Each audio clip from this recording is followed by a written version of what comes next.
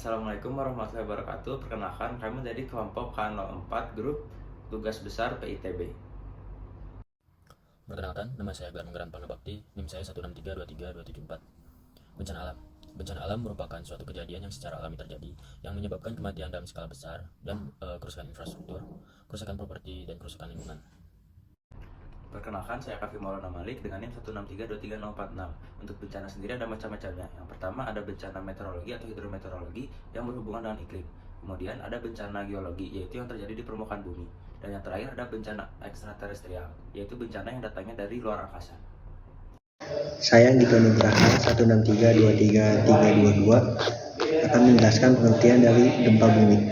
Gempa bumi merupakan goncangan hebat yang terjadi karena gangguan di dalam litosfer atau kulit bumi yang disebabkan oleh akumulasi energi akibat pergeseran kulit bumi. Perkenalkan, nama saya Gani Rahmat Hidayat, NIM 163232238 akan menjelaskan macam-macam gempa.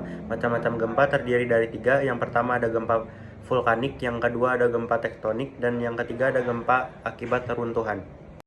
Gelombang seismik terbagi menjadi dua. Yang pertama ada gelombang badan atau body wave, yang kedua ada gelombang permukaan atau surface wave.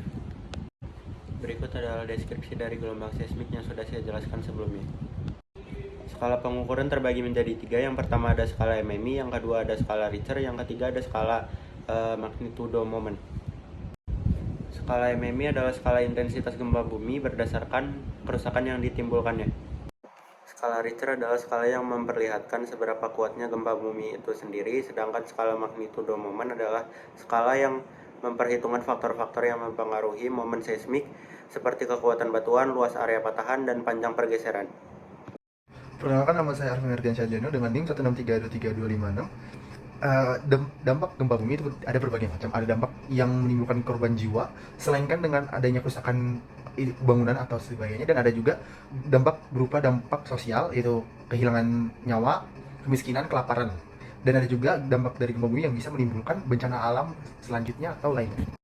Saya Kakak NIM 163234148. Mitigasi bencana adalah serangkaian upaya yang dilakukan untuk mengurangi risiko dampak buruk atau hal lain yang tidak diinginkan akibat dari suatu peristiwa yang umumnya adalah bencana. Adapun tujuan dari mitigasi bencana adalah meminimalisir risiko bencana sebagai pedoman pemerintah dalam perencanaan pembangunan, meningkatkan kesadaran masyarakat tentang risiko bencana, meningkatkan pengetahuan masyarakat dalam menghadapi bencana. Yaitu tahapan mitigasi. Mitigasi adalah tahap awal penanggulangan bencana alam untuk mengurangi dan memperkecil dampak bencana. Mitigasi dilakukan sebelum bencana terjadi. Contohnya membuat peta wilayah rawan bencana. Tahap selanjutnya dari mitigasi adalah perencanaan. Perencanaan disusun dengan merujuk pada bencana yang telah terjadi sebelumnya dan potensi bencana lain yang terjadi di masa mendatang. Langkah ketiga adalah respons, yang merupakan upaya meminimalkan bahaya yang diakibatkan oleh bencana. Langkah keempat adalah pemulihan. Langkah ini merupakan langkah yang perlu diambil setelah bencana terjadi guna mengembalikan kondisi masyarakat seperti semula. Berikut hal yang harus kita lakukan apabila terjadi gempa bumi.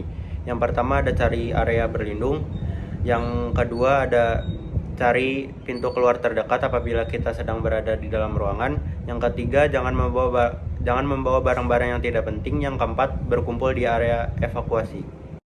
Perkenalkan, nama saya Maya Dwi Masrina dengan NIM 1632328. Di sini saya akan menjelaskan mengenai study case gempa Lombok pada tanggal 28 Agustus 2023.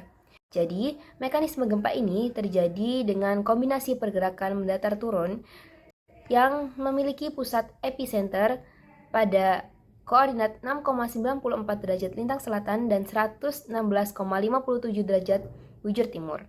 Kemudian memiliki magnitudo 7,1 dan gempa ini memiliki intensitas antara 2 hingga 5 skala Mercalli.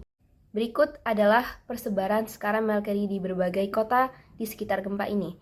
Pertama ada Kuta dengan 5 mmi, kemudian Gianyar dan Pasar Waingpu, Lombok, Sumbawa dengan 4 mmi, Karangkates dengan 3-4 mmi, Banjarmasin, Kuta Selatan, Tabanan dengan 3 mmi, dan Trenggalek dengan 2-3 mmi.